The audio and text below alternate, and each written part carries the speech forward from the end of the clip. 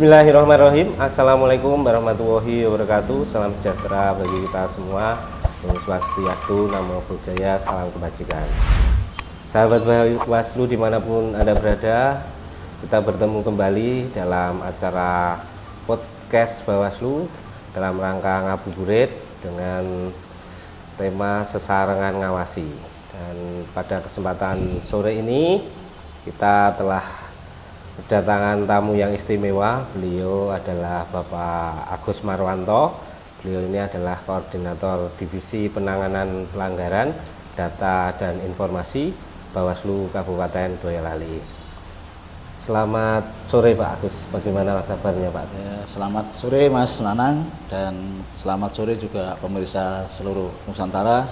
Kabarnya selalu dalam lindungan Tuhan Yang Maha Esa dan dengan penuh kebahagiaan dan kesehatan Pak Nanang.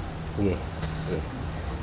Pak Agus ini telah lama berpengalaman dalam bidang pengawasan, karena sebelum di Bawaslu beliau ini pernah menjadi anggota dewan, menjadi wakil rakyat, dan juga menjadi pendamping desa, yang tentu hal tersebut sangat berkaitan dengan pengawasan. Jadi ketika di Bawaslu ini Bapak Agus tentu sudah tune in, tidak asing lagi terkait dengan pengawasan. Seperti itu ya Pak ya? Iya Pak, kira-kira begitu. Oke Pak, ini untuk mungkin ada tip Pak untuk teman-teman sahabat-sahabat Bawaslu ini dalam menghadapi ibadah puasa ini supaya bisa beraktivitas dengan baik, biar tetap produktif. Itu mungkin ada kiat-kiat tersendiri Pak? Kalau kiat khusus sih mungkin Pak Ustadz yang lebih tahu ya. Tetapi sebagai sesama umat muslim, kami mengucapkan yang pertama kepada seluruh umat muslim di Nusantara, selamat menjalankan ibadah puasa. Semoga dengan puasa yang kita lakukan di selama 1 bulan Ramadan ini, kelak di kemudian hari kita mendapatkan ampunan dari Tuhan Yang Maha Esa.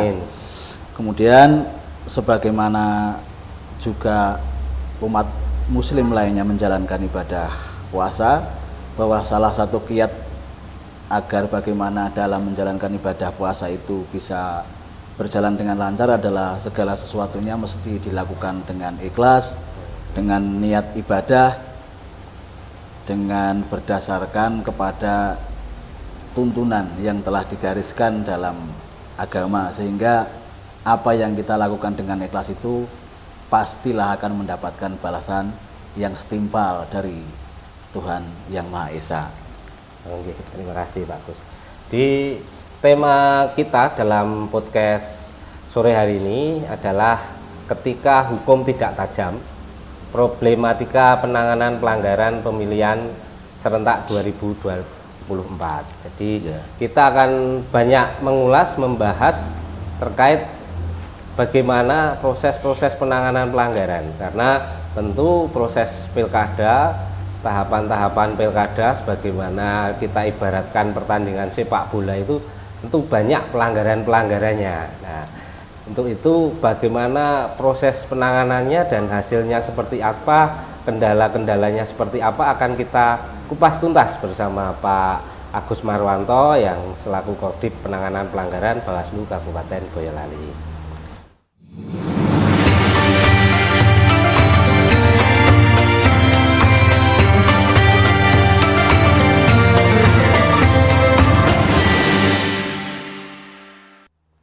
Ini Pak, yang pertama, untuk sahabat Bawaslu mungkin banyak yang belum tahu Pak, itu pelanggaran pemilihan itu apa, terus jenis-jenisnya seperti apa, contohnya apa itu Pak, bisa mungkin dijelaskan Pak. Oh ya, terima kasih Pak Nanang dan pemirsa di tempat tinggal masing-masing seluruh Nusantara. Jadi kita pada pemilihan tahun 2024 ini berada di dalam rezim Undang-Undang nomor 6 tahun 2020 tentang pemilihan, yang itu sudah merupakan perubahan yang ketiga. Kalau tidak salah ya. Iya. Tetapi lebih familiar, lebih tenar, lebih seringnya bahwa masyarakat menyebutnya sebagai Undang-Undang Nomor 10 Tahun 2016 yang mengatur tentang pemilihan. Karena di dalam Undang-Undang Perubahan yang ketiga yang Nomor 6 Tahun 2020 ya, itu hanya berisi tentang penyempurnaan sebutan penyelenggara pemilu yang semula dari Panwaslu menjadi Bawaslu. Kemudian termasuk mengatur adanya protokol kesehatan yang harus diterapkan dalam pemilihan karena adanya pandemi COVID-19 pada waktu itu. Jadi sesuai dengan yang didefinisikan di dalam Undang-Undang Nomor 10 Tahun 2016 itu ada 4 macam jenis pelanggaran pemilihan. Yang pertama biasa kita sebut dengan pelanggaran administratif. Administrasi ya Pak. Ya, pelanggaran administrasi ini lebih kepada adanya pelanggaran terhadap tata cara, prosedur dan mekanisme. Satu contoh misalnya bahwa di dalam masa kampanye setiap orang atau setiap badan atau setiap lembaga yang melakukan kampanye itu harus dilengkapi dengan surat pemberitahuan kepada pihak Kepolisian Negara Republik Indonesia yang kemudian nanti pihak Kepolisian Negara Republik Indonesia akan menerbitkan surat tanda terima pemberitahuan atau STTP. STTP itu Pak ya. Tetapi kadang karena berbagai macam alasan para saudara-saudara kita yang menyelenggarakan kampanye ini lupa tidak memprosesnya atau bahkan ada yang sengaja tidak memprosesnya karena dianggap bukan sebuah kegiatan kampanye, mungkin hanya kegiatan mengumpulkan teman-teman kader dan lain sebagainya. Internal. Internal. Kemudian yang kedua yaitu adanya pelanggaran kode etik. Kode etik. Jadi pelanggaran kode etik ini adalah pelanggaran yang mengena kepada penyelenggara pemilu, baik itu di jajaran KPU ke bawah sampai dengan KPPS, kemudian di jajaran Bawaslu ke bawah sampai dengan pengawas TPS.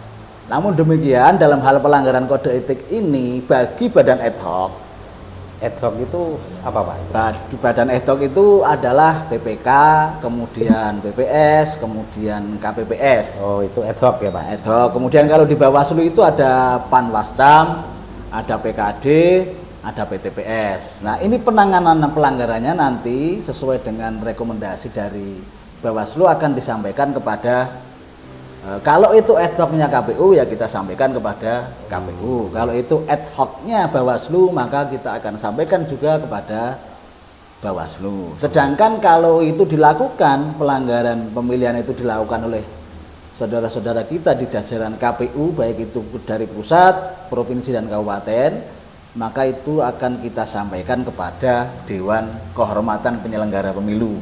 DKPP itu Pak DKPP, ya? Termasuk juga yang di jajaran Bawaslu mulai dari Bawaslu RI, Bawaslu Provinsi maupun Bawaslu Kabupaten. Nah, kemudian yang selanjutnya yang ketiga adalah pelanggaran hukum lainnya. Nah, dalam hal pelanggaran hukum lainnya ini adalah merupakan sebuah pelanggaran yang tidak melanggar daripada undang-undang pemilihan. Contoh misalnya tentang netralitas, apakah itu netralitas aparatur sipil negara, netralitas ASN, atau kemudian netralitas TNI Polri, kemudian netralitas kepala desa. Perlu diketahui bahwa di dalam undang-undang pemilihan itu yang bisa dijerat pidana, yang bisa dijerat dengan undang-undang pemilihan itu adalah kegiatan yang dilakukan dalam masa kampanye. Sedangkan kalau di luar masa kampanye tidak bisa dijerat itu Pak? Tidak bisa dijerat Mas. Di luar masa kampanye hari tenang dan di masa hari pemungutan suara itu ketika mereka melakukan seperti yang saya sebut tadi walaupun di dalam Undang-Undang 10 pasal 71 ya, itu lebih lengkap nanti bisa dilihat. Tetapi saya hanya mencontohkan misalnya itu mengena kepada ASN, kemudian kepada kepala desa atau kepada TNI Polri. Itu hanya bisa dikenakan pidana pemilihan ketika mereka sudah berada di masa kampanye, kemudian hari tenang dan pemungutan suara. Sedangkan di luar itu mereka terkena undang-undang netralitas. Jadi mereka berada di ranah penanganan hukum lainnya. Jadi yang menentukan nanti bukan Bawaslu berarti ya Pak ya? Ya bukan, untuk sanksinya tidak, tetapi rekomendasi tetap. Rekomendasi dari Bawaslu. Tentang apa yang dilakukan oleh personal tersebut dari Bawaslu. Kemudian yang keempat adalah pelanggaran pidana. Nah, pelanggaran pidana ini memang terkait dengan kalau kita contohkan saja kepada kepala desa. Jadi kepala desa itu bisa terkena pidana pemilihan ketika mereka melakukan proses berkampanye di masa kampanye. Sedangkan kalau mereka melakukan kegiatan sebelum masa kampanye, itu mereka belum bisa dikenakan tindak pidana pemilihan. Karena perbedaan kita di dalam proses pemilihan dan proses pemilu itu adalah kepada peserta. Peserta. Kalau di dalam pemilihan, penetapan peserta pemilu, di dalam pemilu kan penetapan peserta pemilu itu jauh hari sebelum pelaksanaan kampanye. Mereka menetapkan dulu, partai politik ditetapkan lebih dulu, baru kemudian ada proses lanjutan. Sehingga kasus pidana di dalam pemilu itu lebih terbuka lebar dibanding dengan kasus pidana di pemilihan. Karena pemilihan ini penetapan peserta pemilihan itu berhimpitan dengan masa kampanye, kalau tidak salah hanya 3 hari ya Mas. Sehingga setelah ditetapkannya peserta itu kan sudah bisa dikenakan pidana. Walaupun memang jarak waktunya sangat berhimpitan antara waktu kampanye dengan waktu penetapan peserta pemilihan.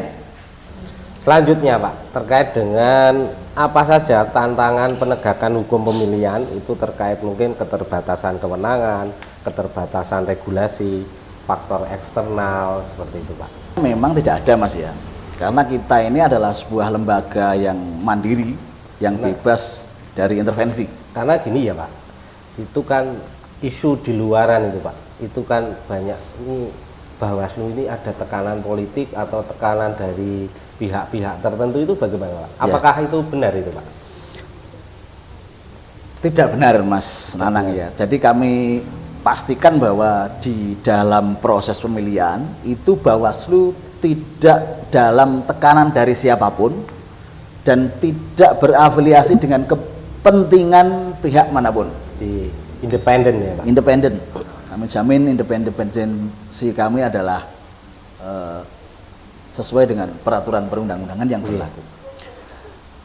Kemudian terkait dengan tantangan penegakan hukum pemilihan Mas.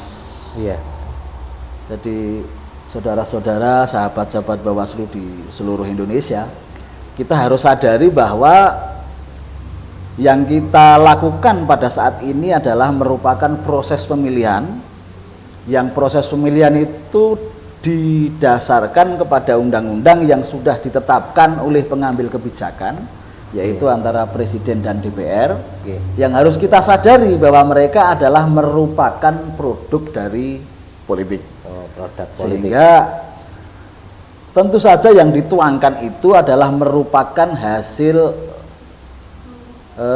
kompromi, hasil resultante dari kepentingan teman-teman politik yang ada di lingkaran DPR dan pemerintahan. Karena beliaulah yang menyusun undang-undang ini. Nah, di dalam hal undang-undang yang sudah ditetapkan itu, dan itulah yang harus kita patuhi bersama. Kita tidak boleh membuat kebijakan, membuat tindakan yang keluar dari rel yang sudah ditetapkan oleh peraturan perundang-undangan. Tentang keterbatasan kewenangan, memang banyak sekali Mas Nanang, bahwa kita selaku penegak hukum pemilu ini dalam hal kewenangan sangat terbatas. Oke.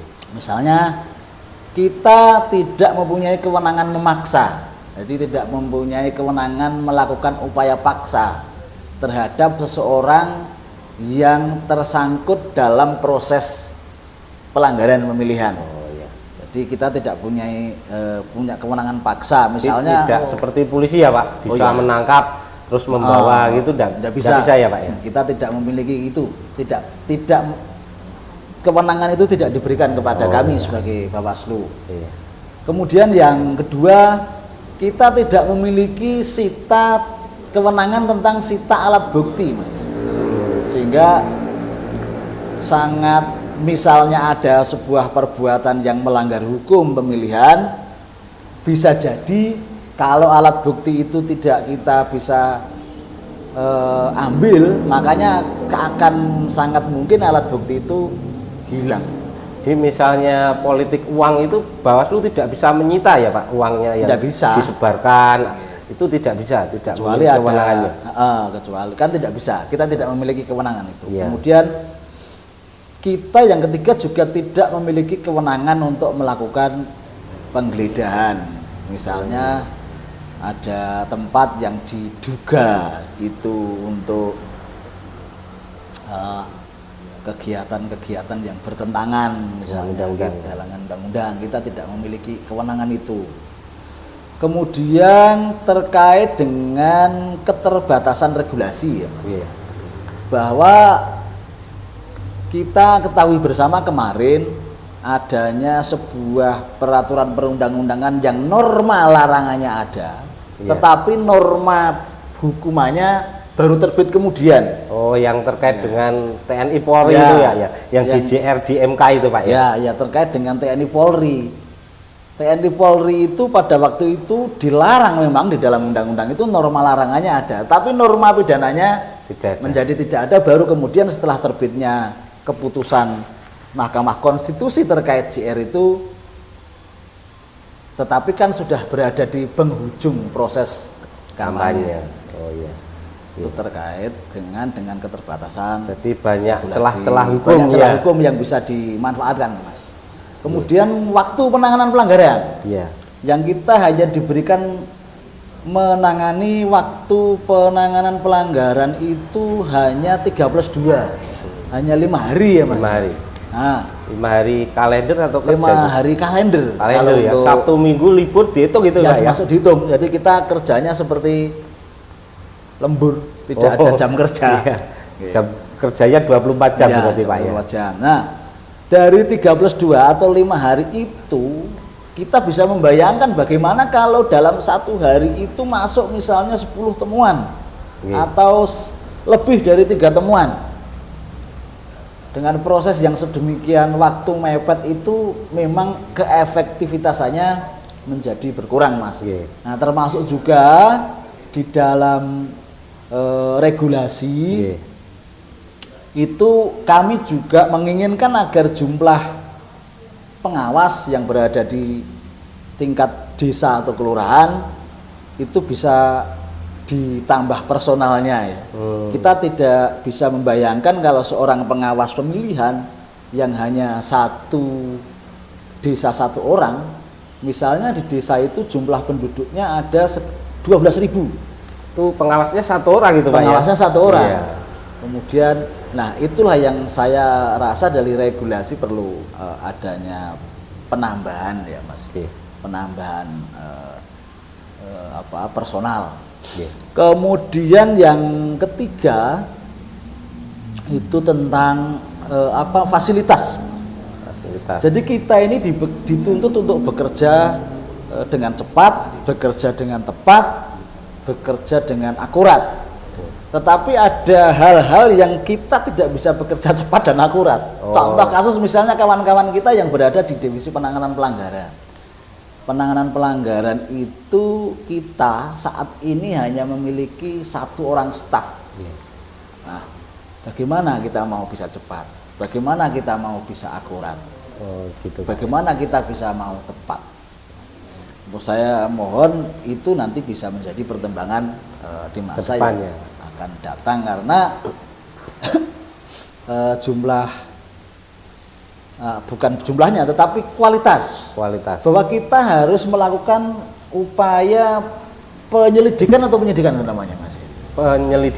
Penyelidikan itu harus mestinya kawan-kawan yang berada di divisi penanganan pelanggaran itu diberikan ilmu bagaimana cara penyidikan yang baik, bagaimana penyidikan yang benar, bagaimana penyidikan yang efektif, sehingga mereka ini memiliki kompetensi dalam hal penyelidikan.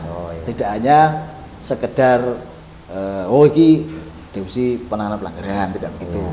Kemudian penguatan kapasitas ya Pak. Jadi ada upaya peningkatan penguatan kapasitas kawan-kawan yang berada di divisi penanganan pelanggaran dalam hal itu, karena insting orang tentang bagaimana memberikan pertanyaan kepada orang itu nanti akan bisa dipelajari. Kemudian yang selanjutnya terkait dengan fasilitas Mas, penggunaan teknologi informasi. Itu belum sampai pada peningkatan kapasitas pemakainya ya. Hanya alat atau hal-hal yang terkait dengan teknologi informasi itu pun kita tidak memiliki fasilitasnya. Misalnya kan sekarang ini sudah zamannya serba lewat cepat, internet, cepat, IT, media sosial, IT. Bagaimana kita bisa mendeteksi apakah gambar ini pernah diupload di mana, gambar ini kapan diupload, di mana letaknya, kita kan tidak memiliki. Jadi kita tidak memiliki teknologi yang berkaitan dengan media sosial. Jadi selama ini kita hanya melakukan duga-menduga. Yang terakhir yang pengen saya tekankan kembali Mas Nanang dan kepada para pemirsa dan pendengar di seluruh Nusantara bahwa Bawaslu Kabupaten Boyolali dalam posisi tidak memihak, tidak ada tekanan dari manapun, tidak berafiliasi dengan kepentingan manapun. Kami bersifat mutlak, mandiri, berjalan sesuai dengan peraturan perundang-undangan yang telah ditetapkan. Begitu Pak Nanang. Untuk pada tahapan pemilihan kemarin itu Bawaslu Boyolali menangani berapa temuan dan laporan ya Pak? Dan hasilnya itu bagaimana itu Pak? Mungkin sahabat Bawaslu di rumah mungkin pengen mengetahui itu Pak. Terima kasih Pak Nanang, dan juga kepada sahabat-sahabat Bawaslu dan seluruh pemirsa di seluruh Nusantara. Jadi di dalam penanganan pelanggaran Mas, di Boyolali ini adalah salah satu epicentrum penanganan pelanggaran di Jawa Tengah. Begitu banyaknya penanganan pelanggaran yang di Jawa Tengah. Jadi bisa dibilang Jawa Tengah ini adalah merupakan Boyolali ini adalah merupakan salah satu kabupaten yang memiliki penanganan pelanggaran paling banyak.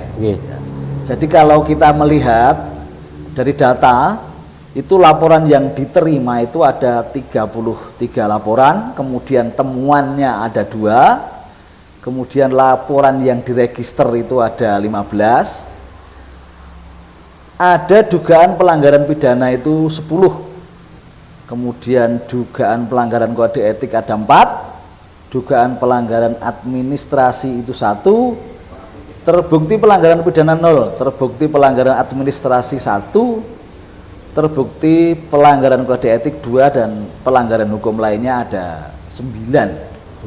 Cukup banyak juga ya Pak? Cukup banyak. Karena epicentrum pertarungan di antara calon yang di Boyolali ini memang cukup kental dan cukup ketara. Tadi disebutkan Pak ada 10 laporan itu terkait dengan pidana ya Pak ya. Itu tapi yang terbukti itu kan 0 itu Pak ya. Dan itu dari data yang kami terima itu kan kebanyakan terkait dengan Kades, ASN dan TNI Polri. Itu kok bisa ada 10 yang diregister tapi ada 1 pun yang bisa terbukti, itu kendalanya seperti apa itu Pak? Sebenarnya gini Pak Nanang dan kawan-kawan pemirsa di seluruh Nusantara. Jadi tidak ada kata kenapa tidak bisa. Jadi apa yang ada itu kita lakukan sesuai dengan prosedur yang ada. Jadi kita tidak boleh memaksakan sebuah laporan atau sebuah temuan, atau kita menyebutnya sebagai sebuah kasus begitu. Itu untuk dipaksakan. Jadi kita akan melakukan sesuai dengan prosedur yang sudah ada. Jadi di Bawaslu itu ada pedoman yang digunakan untuk menangani adanya pelanggaran pemilihan yang berupa tindak pidana. Itu kita pakai dengan Perbawaslu nomor 8 tahun 2020 dan Perbawaslu nomor 9 tahun 2024 yang merupakan penyempurnaan dari Perbawaslu 8. Hukum acaranya itu Pak ya. Termasuk kemudian ada surat keputusan bersama di antara Bawaslu, kemudian Kejaksaan Agung dan Kepolisian yang lebih kita sebut dengan mudahnya dengan SK 5114 itu. Jadi ada keputusan bersama di antara Bawaslu, kemudian Kejaksaan Agung dan Kepolisian Negara Republik Indonesia dalam hal penanganan kasus pidana, misalnya terjadi di dalam proses pemilihan. Di Boyolali itu untuk dugaan pelanggaran pidana itu ada 10, jadi prosesnya itu jelas. Jadi akan saya sampaikan kepada teman-teman, kepada sahabat-sahabat Bawaslu, kepada pemirsa seluruh Nusantara bahwa proses penanganan pelanggaran itu sudah baku. Jadi kita tidak bisa memaksakan itu apakah nanti akan terbukti atau tidak, kecuali mekanisme itu sudah dilalui. Jadi ketika laporan atau temuan yang masuk atau informasi awal yang kemudian ditelusuri, kemudian ditetapkan dalam pleno Bawaslu bahwa itu merupakan dugaan pelanggaran pidana, itu tentu saja melalui kajian awal yang sudah cukup matang di Bawaslu sendiri, yang kemudian nanti akan diputus melalui pleno Bawaslu. Apakah ini akan diregister atau tidak diregister. Kemudian setelah itu diregister, jadi ada proses dari temuan atau laporan atau informasi awal yang kemudian menjadi temuan setelah melalui proses pleno itu, nanti dilanjut dengan register bila mana itu pleno memutuskan untuk diregister. Nah, setelah diregister, bila mana itu merupakan pelanggaran pidana, maka akan diadakan rapat sentra Gakumdu pertama. Istilahnya rapat bersama polisi dan jaksa itu. Jadi ini sudah masuk pada ranah sentra Gakumdu. Jadi karena sudah persoalan pidana, maka harus melibatkan sentra Gakumdu yang terdiri dari unsur kepolisian, kejaksaan dan Bawaslu itu sendiri. Nah, nanti bagaimana kajian di dalam sentra Gakumdu yang pertama itu. Nah, setelah dari sentra Gakumdu pertama kita melakukan kajian kembali, penyusunan pasal-pasalnya bagaimana, ini bertentangannya dengan apa, kegiatannya apa. Kemudian setelah itu kita lakukan apa yang disebut dengan klarifikasi kepada pelapor, saksi, kemudian juga kepada pihak terlapor. Kita lakukan klarifikasi. Kemudian setelah kita lakukan klarifikasi, kita bawa hasil klarifikasi itu masuk di dalam sidang sentra Gakumdu kedua. Pembahasan sentra Gakumdu. Pembahasan sentra Gakumdu kedua. Apakah ini memenuhi unsur? Apakah ini memenuhi memenuhi bukti dan lain sebagainya? Apakah ini akan dilanjutkan untuk disampaikan kepada SPKT di kepolisian, sentra pelayanan kepolisian terpadu, atau karena tidak cukup bukti atau alasan lain karena kan sudah diatur tentang bagaimana alat bukti dan seterusnya itu bahwa itu bisa dilimpahkan minimal dengan 2 alat bukti. Lah kalau itu tidak mencukupi, maka yang seperti itu tentu saja akan berhenti di dalam sidang di sentra Gakumdu kedua, Mas Nanang. Dan tidak Dan kita juga tidak boleh lupa bahwa dalam sidang sentra gakumdu, dalam sidang klarifikasi, dalam kita melakukan upaya klarifikasi terhadap pelapor, saksi dan terlapor, itu kadang kita juga harus meminta keterangan saksi ahli. Oh, berarti pakai ahli juga ya, Pak pakai ya? ahli Mas. Jadi apakah yang disampaikan oleh pelapor, saksi dan terlapor itu nanti kita mintakan pertimbangan kepada ahli, apakah ini bertentangan atau tidak dan seterusnya. Jadi kita pernah juga memakai ahli-ahli yang menurut kami, menurut Bawaslu Kabupaten Boyolali juga sudah memiliki nama yang cukup tenar ya, bahkan ada yang bergelar profesor. Oh ya, tingkat keilmuannya sudah memenuhi ya Pak. Memenuhi dan diakui oleh perguruan tinggi yang cukup bergengsi di Jawa Tengah. Itu Ini terkait Pak, dengan penanganan kasus pidana yang kenapa 10 kok tidak satu pun yang terbukti. iya. Terus ini Pak, misalnya tadi kan Bapak sebutkan ada proses klarifikasi kepada pelapor, saksi, terlapor itu Pak. Nah misalnya itu tidak hadir, itu upaya Bawaslu seperti apa Pak? Oke, makasih Pak Nanang dan sahabat-sahabat Bawaslu yang berbahagia dimanapun berada. Jadi begini Mas, bahwa di depan sudah saya sebutkan kita tidak memiliki kewenangan untuk mengadakan upaya paksa. Misalnya setelah seseorang pelapor, saksi atau terlapor itu kita undang, kok ternyata tidak datang, gitu kan? Kita hanya memiliki sebuah upaya, kita hanya melakukan 2 kali pemanggilan secara patut. Kemudian setelah 2 kali pemanggilan secara patut, kita mendatangi kepada alamat kediamannya. Dan setelah itu tidak dapat kita temui, setelah itu kita tidak dapat menemukan, ya kita tidak bisa berbuat apa-apa. Berarti tidak bisa ya Pak, Bawaslu mencari seperti ya pihak-pihak kepolisian Ya. mencari tersangka, itu tidak bisa ya Pak? Tidak Ya? bisa Mas, itulah yang menjadi kesulitan kami ketika waktunya hanya 5 hari, kemudian misalnya ada pemanggilan yang sampai 2 hari, kemudian kita harus sampai mendatangi ke rumahnya tidak ketemu. Itu kalau 1 orang, kalau misalnya sekian orang kan lebih repot lagi dengan waktu yang cukup hanya pendek itu, akan merepotkan kita. Dan di dalam pemilihan itu tidak ada yang namanya in absentia, tidak diakui in absentia. Berbeda dengan rezim ketika pemilu. Betul. Ketika pemilu kita bisa menggunakan in absentia, sedangkan di dalam pemilihan ini tidak ada. Berarti Bawaslu dalam penanganan pelanggaran pemilihan ini kalau tanpa adanya kehadiran pihak terlapor, saksi, juga terlapor itu tidak bisa diteruskan ya Pak kasusnya ya kalau mereka tidak hadir.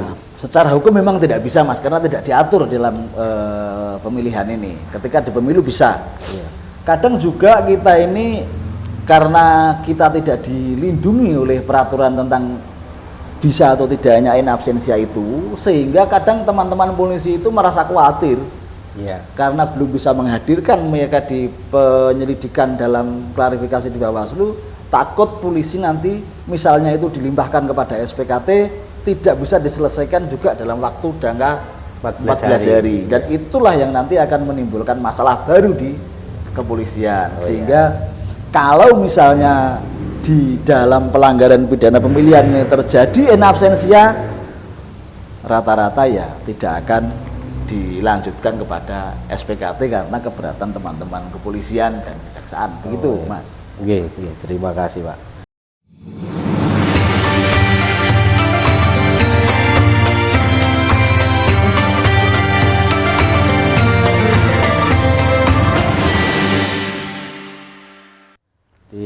Mungkin ini yang menjadi pertanyaan banyak sahabat-sahabat Bawaslu ya. Kalau kita membaca di kolom-kolom komentar media sosialnya Bawaslu itu kan seringkali banyak netizen itu yang ya menyerang Bawaslu. Bawaslu ini kerjanya bagaimana kok penanganan pelanggarannya kok tidak bisa tuntas. Nah, ternyata memang ada banyak kendala sahabat-sahabat. di mana Bawaslu dengan kewenangan yang sangat minim, dengan waktu yang sangat minim, penanganan pelanggaran begitu banyak, dan kita juga keterbatasan terkait dengan aturan regulasi yang ada seperti itu. Untuk yang terakhir Pak, ini mungkin harapan dan solusi terkait dengan penanganan pelanggaran pemilihan ke depan itu seperti apa Pak? Ya, gini ya Pak Nanang ya, kita ini sudah beberapa kali ya melakukan proses pemilu, kemudian juga sudah melakukan proses pemilihan yang cukup panjang, lama, melelahkan, dan banyak sekali pengalaman dari proses-proses itu. Bahkan di Republik Indonesia ini pernah terjadi proses pemilihan di mana yang menjadi penyelenggara pemilihannya itu adalah wakil partai politik, yaitu pada tahun 1999. Yang penyelenggaranya mulai dari KPU RI sampai dengan di bawah itu adalah merupakan perwakilan dari partai politik yang pada waktu itu. Nah, sebenarnya tentu saja kita sebagai Bawaslu ini berkeinginan agar penyelenggaraan pemilu atau pemilihan ke depan itu lebih baik lagi. Artinya bagi mereka atau bagi unsur-unsur yang memang dilarang untuk tidak boleh terlibat di dalam pemilihan dan pemilu itu benar-benar bisa menempatkan diri pada posisinya, bisa menempatkan dirinya tidak ikut dalam proses penyelenggaraan pemilihan, sehingga mereka akan berada dalam posisi yang benar-benar netral, senetral-netralnya. Nah, oleh sebab itu ada beberapa hal yang perlu saya sampaikan Pak Nanang dan saudara-saudara sekalian pemirsa dimanapun berada. Yang pertama adalah kodifikasi undang-undang pemilu dan pemilihan ya Mas Nanang ya. Atau kalau boleh meminjam istilah yang sudah selama ini ada, itu ada semacam omnibus law. Jadi yang menghimpun antara undang-undang pemilu dengan undang-undang pemilihan itu dijadikan satu. Sehingga kita termasuk masyarakat dalam memahami dan mempelajarinya itu lebih mudah. Tentu saja itu perlunya adanya penyempurnaan, perlunya adanya kegiatan yang bersifat menggali gagasan dari masyarakat dalam rangka menyempurnakan undang-undang pemilihan dan undang-undang pemilu yang akan datang. Semoga saja ada undang-undang baru ya, tidak hanya undang-undang yang menyempurnakan. Karena sudah 3 kali itu Pak dirubah itu. Dirubah terus. Semoga saja nanti bisa ada undang-undang baru yang mengatur tentang pemilu ataupun pemilihan menjadi satu kesatuan. Kemudian yang kedua tentang in absentia Pak Nana. Jadi ada pemberlakuan yang sama antara rezim pemilu dan rezim pemilihan, sehingga tidak terjadi perbedaan. Sama-sama ini proses demokrasi, kenapa yang satu bisa in absentia, kemudian yang satu kok tidak bisa in absentia? Mestinya harusnya sama-sama memiliki kewenangan dalam hal in absentia. Kemudian tentang kewenangan ya Pak Nanang ya, tadi di depan sudah saya sebutkan tentang upaya paksa, kemudian sita alat bukti, kemudian penggeledahan itu mungkin mohon maaf, bukan kami itu akan melampaui kewenangan lembaga lain tetapi akan lebih memberikan kekuatan kepada Bawaslu, akan lebih memberikan taring kepada Bawaslu itu ketika ditambah kewenangannya itu yang saya sebutkan di depan tadi. Mungkin ini ulangan yang sudah saya sampaikan. Kemudian terkait dengan waktu penanganan pelanggaran, ya mohonlah jangan nanti untuk di masa yang akan datang bisa lebih diperpanjang. Jadi waktunya. antara pemilihan dengan pemilu itu memiliki rentang waktu yang sama lah, misalnya dijadikan sama dengan seperti pemilu 14 hari gitu ya. Nah, itu akan lebih memberikan keleluasaan kepada kawan-kawan Bawaslu dalam hal penanganan pelanggaran. Kemudian termasuk penambahan personal ya Pak dan kawan-kawan semua, karena penambahan jumlah personal di Bawaslu yang menangani divisi penanganan pelanggaran itu dirasa perlu bila mana terjadi penanganan pelanggaran yang cukup banyak, sehingga tidak akan membuat kasus itu bertumbuk-tumbuk sehingga tidak terselesaikan pada waktunya. Dan yang perlu disempurnakan lagi adalah penggunaan teknologi informasi seperti yang saya sampaikan di depan. Bagaimana untuk mendeteksi titik ini di mana, ini kapan, ini pernah dipakai di mana dan lain sebagainya. Jadi lebih ke untuk peningkatan kemampuan terkait kemampuan alat cyber ya Pak ya. Ya Mas, ya. Jadi kita ini kan sebagai lembaga negara yang menangani tentang pelanggaran pemilu, misalnya tentang kampanye melalui media. Kita sama sekali tidak punya fasilitas untuk mengecek itu. Padahal mereka tim sukses, tim kampanye itu lebih canggih dalam hal media ini dibanding kampanyenya sudah menggunakan media sosial ya Pak ya. Mereka sudah menggunakan media sosial. Kita nggak bisa deteksi ini diselenggarakan kapan, di mana dan sebagainya. Itu perlu rasanya. Kemudian yang terakhir yaitu tentang peningkatan kapasitas kepada sumber daya manusia yang sudah ada. Jadi mereka lebih mempunyai kompetensi, memiliki tingkat kepercayaan diri yang tinggi untuk melakukan sebuah upaya dalam rangka penegakan hukum. Seperti itu Pak ya. Pemilihan yang akan datang.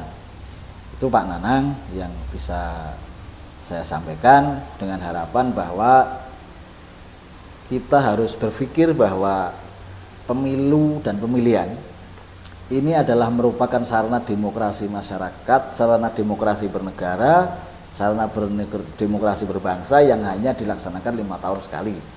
Oleh sebab itu saya berharap seluruh komponen masyarakat bisa berlaku adil, bisa berlaku jujur, bisa berlaku sesuai dengan peraturan perundang-undangan yang mengikatnya dan berlaku di negara ini, sehingga apa yang dicita-citakan oleh masyarakat itu benar-benar bisa terwujud dalam mencapai kesejahteraan masyarakat dan seluruh warga negara Republik Indonesia. Begitu Pak Nana yang bisa saya sampaikan.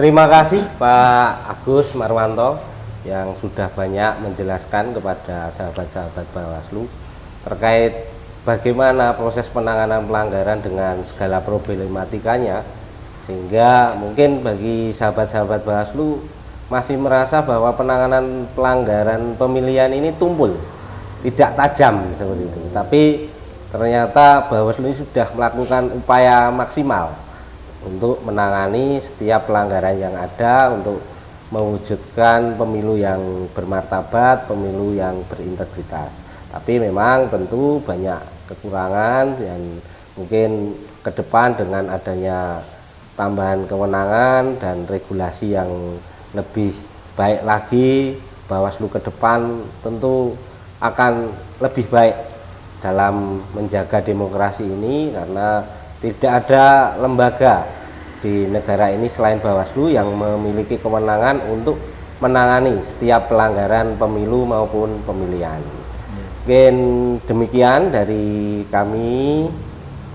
Mungkin ada kurang dan lebihnya dalam kami podcast hari ini, kami mohon maaf yang sebesar-besarnya. Semoga apa yang disampaikan oleh Pak Agus Marwanto ini bisa menjadi pengetahuan untuk kita bersama dan untuk masyarakat. Semoga dalam pemilu dan pemilihan ke depan untuk meningkat partisipasinya, sehingga dapat membantu kerja-kerja kami dalam pengawasan maupun penanganan pelanggaran pemilu dan pemilihan, sehingga cita-cita kita bersama bahwa pemilu adalah sarana kedaulatan rakyat yang dari rakyat oleh rakyat untuk rakyat bisa tercapai. Mungkin demikian dari kami. Wassalamualaikum warahmatullahi wabarakatuh. Salam Alawas. Terima kasih.